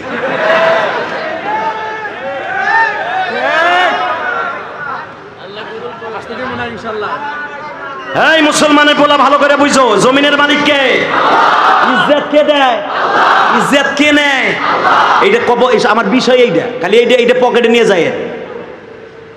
বাতাস ঠান্ডা তো, মেলা দিন পরে একটু গরম বক্তব্য সুযোগ পাইছি, এর লেগে মারতাছি খালি তো নামাজ রোজার খালি কবরের নিচের ডাই কইছি, একদিন উপরের কথা কইতে সাহস পাই নাই, কইতে গেলেই তো সিপাই ধরছেন আপনারা। এখন কবু ইনশাল্লাহ এই মক্তবের হুজুররা কোনো বড় মেয়ের খাতির করবেন না। টাইম নাই বলি, হুজুর কয় টাইম নাই। ঠিকই কইছেন, কোনো টাইম নাই, কোনো বড় মেয়ের গুনার টাইম নাই, টাইম নাই, টাইম নাই, টাইম নাই। টাইম আমাদের কাছ থেকে নিবি, টাইম তোদের কাছ থেকে আর নেব না ইনশাআল্লাহ। আলেম ওলামার সম্মান আল্লাহ ফিরে দিয়েছে। আলেমদের বিরুদ্ধে, মাদ্রাসার বিরুদ্ধে, যে কোনো মাদ্রাসার বিরুদ্ধে যদি কোনো মুনাফিক কথা বলে, ওর কল্লা টাইনে ছিঁড়ে ফেলবো, কল্লা টাইনে ছিঁড়ে ফেলবো, কল্লা টাইনে ছিঁড়ে ফেলবো।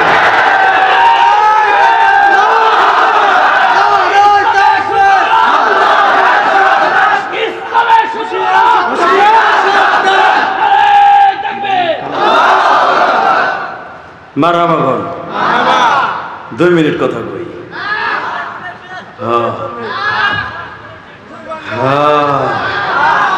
শুধু একটা কথা বলি, জমিনের মালিক আল্লাহ আছে না নাই? যেই আল্লাহ দেয়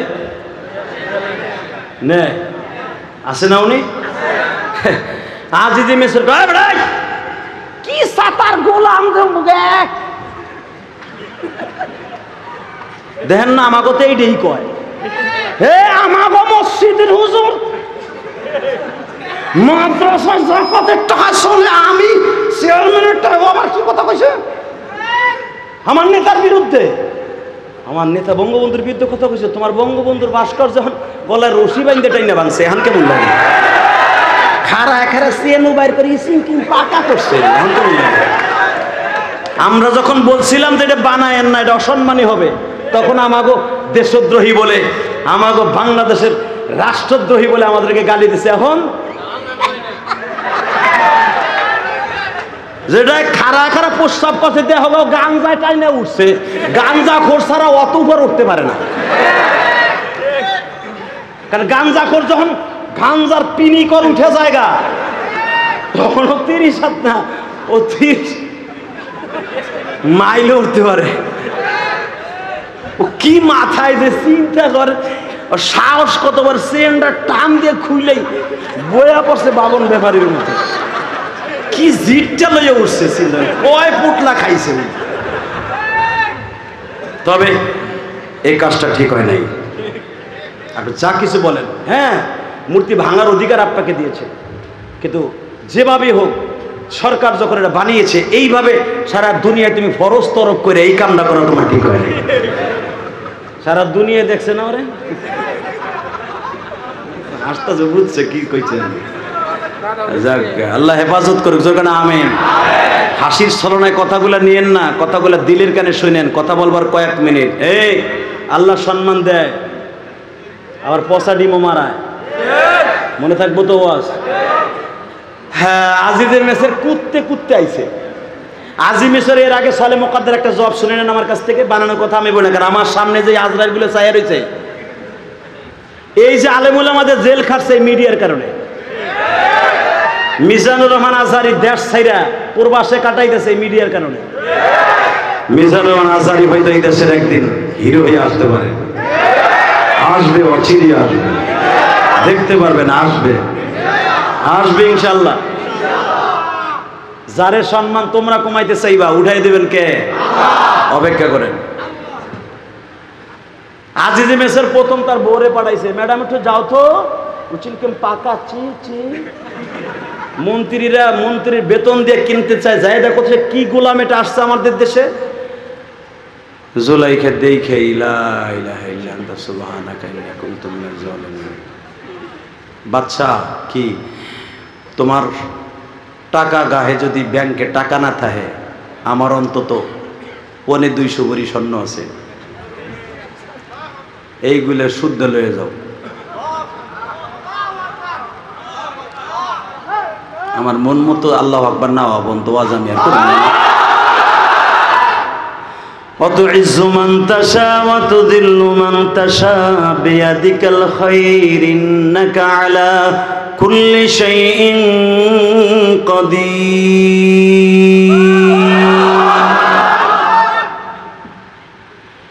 কলিজার ময়মনসিংহের যুবক ভাইরা রে, আজিজে মেসের কোপ প্রিপারেশন নিয়ে আসছে, তুমিও দেখি মুগ্ধ হয়ে গেছে। এমন কি গোলাম আজিজে মেসের আসিয়া দূরের থেকে এক নজর দেখে বা বলো অপলক নেত্রে তাকিয়ে আছে। এ মালিক, তোর এই গোলাম পাইলি কই? স্যার আপনার আমার দেশের প্রেসিডেন্ট, এটার আমি আনছি অনেক যত্ন করে স্যার, এটা ইনটেক জিনিস, একবারে ইনটেক, মাসি মুসি কিচ্ছু পরে নাই স্যার, ওর চরিত্র ফুলের মতো স্যার।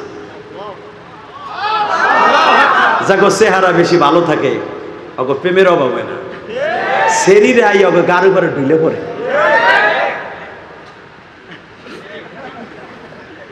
স্যার এমন একটা জিনিসকে আমি কিনে নিয়ে আইছি স্যার, যদিও দেখেন আর ইনটেক চরিত্রের দিক দিয়ে। আজিজে মিসর বলে, এই জন্যই তো আমার মন্ত্রীরা পাগল হয়েছে, এমনকি আমার বিবিও পাগল হয়েছে। এই তুই দাম কত চাস? স্যার আমি কেউর কাছে দাম চাই নাই, আপনি কত দিবেন দেন স্যার। কোনো কথা নাই, একসাথে 50,000 যা। মাফ করবেন স্যার, আর দিব না। হে তুই দাম চা, বুঝছি তোর খেলা। তুই এক সপ্তাহ ধরে খালি দাম উঠাইতেছ, খালি কস দাম কত দিবেন। বাট পার, তুই মমিন সিংহা বাট পার, বুঝে লাইছি তোরে। তুই কিচ্ছু বুঝোস না, পিচ্ছু বুঝোস না, মমিন সিংহা লাগো মতো। হ্যাঁ হ্যাঁ, তুই দাম চা, তুই দাম চাবি, দাম আমি একটা কমবো। তুই খালি কত দিবেন, কত দিবেন এইটা কবি, দাম চা। এখন তো ফান্দে পড়ছে। ইসুফ কত চাম,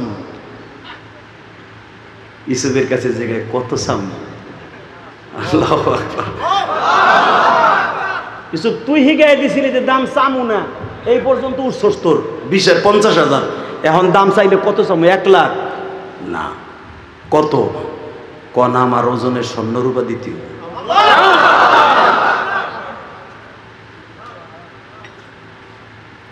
দাম কে দেয়? কেরে কিনে? কোটি উঠার সময় ইজ্জত কে দেয়? পচা ডিম কে মারায়? ওয়াজ মাথায় নিয়ে যায় আজকে। বাজান রে, আল্লাহর পয়গম্বর ইউসুফ যখন বললেন দাম আপনি কায়দা করে একটা চান, ওই মালিক বলে ফেলেছে স্যার, যদি আমার গোলাম কিনতে হয়, আপনি যখন জিদ করছেন আপনি কিনে আপনার দেশেই রাখবেন, তাহলে আমার গোলামের ওজনে স্বর্ণরূপা দেন। ইউসুফ পয়গম্বর তখন ওজন হলো 2.25 মণ। 2.25 মণ স্বর্ণরূপা বাবা কি বাড়ির দ্বারের কথা? এখন বলে ফেলছে তুই যা চাবি তাই দিয়ে কিনবো। এখন চাইছে নেন। মন্ত্রীর কাছে স্যার আপনি টেনশন করেন, আমাকে বউ সাওয়াল মাইয়ার যা আছে সব লইতে স্যার, বস্তা হইনি জুলাইখার যা ছিল সব লইছে, সরকারি কোষাগারে যা সব আনছে তা ওই সুবের ওজনে হয় না। কোন রকম ভাবে কেবল সবে মাত্র পালা সমান সমানে আসছে। মালিক এবার ডাক দিয়ে কয় ইউসুফ রে, তুই সেই সকাল থেকে বইয়া রইছুর বাবা, নাস্তা মাস্তা খাস নাই? পানি পুনি খাইয়া লয়। ইউসুফ রে নামাই আরো 2 কেজি খাওয়াইছে। বুদ্ধি কে শিখাইয়া দেয়? এই সমস্ত বুদ্ধি কোরআনে আছে না নাই? আলিম ওলামার সংসদে বহায় দেখেন কি পরিমাণ ফালসাফা মানতেক তারা জানে। চোর কেমনে ধরতে হয় পাটখাত থেকে উলামা একদম জানে, কারণ এরা মানতেক পড়েছে, এরা নাফাতুল আমান পড়েছে। বাংলাদেশের বড় বড় বড় বড় উলামা একরামের হাদিসে কোরআন তারা পড়েছে, কেমনে কিভাবে চোর ধরতে হয় তাদের জানা আছে। কষ্ট হইতেছে? 2টা মিনিট। এ বাজার, আল্লাহর পয়গম্বর ইউসুফ যখন 2 কেজি 2.5 কেজি খাইছে, পানি পুনি নিয়ে আবার বসছে। আজিজে মেসের কয় সর্বনাশ, এখন কি করবে? ও কি কায়দাটা করলো? ওরই তো প্রেসিডেন্ট বানানো উচিত। ও কেমনে নামাই নে পানি পুনি খাওয়াইলো এলো, এ নে সমান সমান কর। আবার দিয়া কেবল সমানে আনছে। সংক্ষেপে বলি, আবার টান দিয়েছে ইউসুফাটার নাম তো বাবা মেলা সময় বয়ে রয়েছে বিদায়। আজিজে মেসর থাবা দিয়ে ধরে কয় আর বাটপারে চলবে না, পালা সমান সমান হয়েছে, এখন গোলাম শুধু 1 মিনিটের চোখের পানি আল্লাহর জন্য রেডি করবেন বাবা। ইউসুফ 2.25 মণ ওজন, এত টাকা পয়সা মিশরের ভিতরে বাদশার কাছেও নাই। এত টাকার মালিক এখন মালিক, যার কোনো ঘর ছিল না।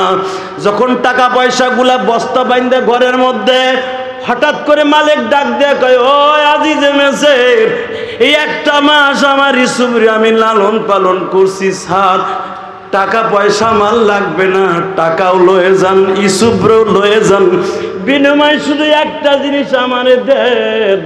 এই 1টা মাস ইউসুফের সাথে যে মায়া মোহাব্বত জড়িয়েছে, আমি জানি ইউসুফরে কখন গোসল করাইতে হবে, কোন সময় ইউসুফের নাস্তার টাইম, কোন সময় ইউসুফের মাথায় তেল দিতে হবে, কোন সময় ইউসুফ ঘুমায়, কোন সময় ইউসুফ আল্লাহর ডাকে স্মরণ করে, আমি সব টাইম টেবিল জানি। আমি টাকা পয়সা কোনো কিছুর দরকার নাই। ইউসুফরে যেই ঘরে রাখবেন ওর পাশে আমাদের জন্য একটা ঘর করে দেন। ইউসুফের চাকর আর চাকরানি হিসাবে আপনার আদালতে আমরা যাইতে চাই। স্যার আমি কিন্তু আপনার এই টাকা পয়সার জন্য আমি ইসুবরি এত দামে বিক্রি করি নাই। আমি ইসুবরি বিক্রি করছি একমাত্র ইসুবের দাম আছে কত এটা বুঝাবার জন্য। আলিমুল আবার কত দাম আছে একবার সংসদে নিয়ে দেখো।